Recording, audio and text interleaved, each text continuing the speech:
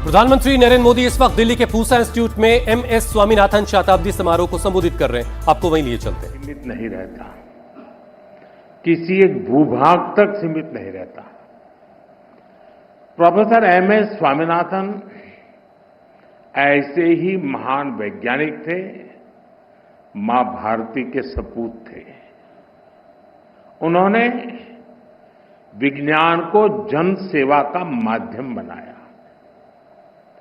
देश की खाद्य सुरक्षा को, फूड सिक्योरिटी को उन्होंने अपने जीवन का ध्येय बना लिया।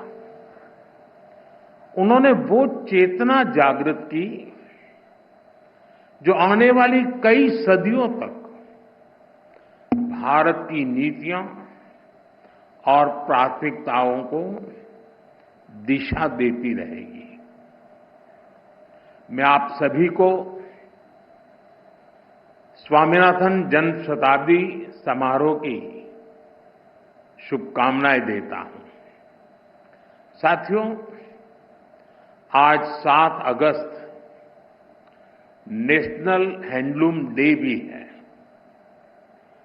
पिछले 10 सालों में हैंडलूम सेक्टर को देश भर में नई पहचान और ताकत मिली है। मैं आप सभी को हैंडलूम सेक्टर से जुड़े लोगों को राष्ट्रीय हथकरघा दिवस की बधाई देता हूं। साथियों, डॉक्टर स्वामीनाथन के साथ मेरा जुड़ाव कई वर्षों पुराना था।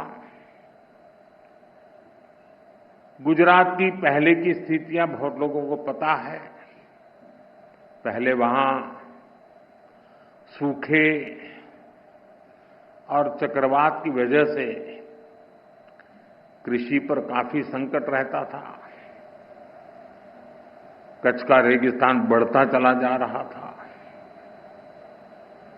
जब मैं मुख्यमंत्री था तो उसी दौरान हमने सॉइल हेल्थ कार्ड योजना पर काम शुरू किया। मुझे याद है प्रोफेसर स्वामीनाथन ने उसमें बहुत ज्यादा इंटरेस्ट दिखाया।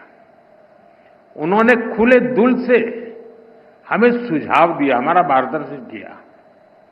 उनके योगदान से इस पहल को जबरदस्त सफलता भी मिली।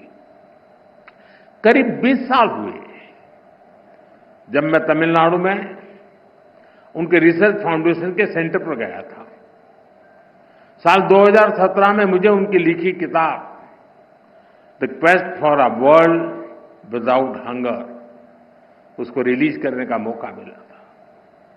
साल 2018 में जब वाराणसी में इंटरनेशनल राइस रिसर्च इंस्टीट्यूट के रीजनल सेंटर का उद्घाटन हुआ तो भी उनका मार्गदर्शन हमें मिला।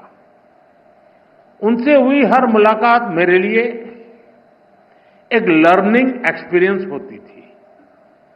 उन्होंने एक बार कहा था, science is not just about discovery but delivery. और उन्होंने इसे अपने कार्यों से सिद्ध किया। वो केवल रिसर्च नहीं करते थे बल्कि खेती के तौर तरीके बदलने के लिए किसानों को प्रेरित भी करते थे। आज भी भारत के एग्रीकल्चर सेक्टर में उनकी अप्रोच, उनके विचार हर तरफ नजर आते हैं। वो सही मायने में मां भारती के रत्न थे। मैं इसे अपना सौभाग्य मानता हूं कि डॉक्टर स्वामीनाथन को हमारी सरकार में भारत रत्न से सम्मानित करने का सौभाग्य मिला। साथियों, डॉक्टर स्वामीनाथन ने भारत को खाद्यान्न में आत्मनिर्भर बनाने का अभियान चलाया।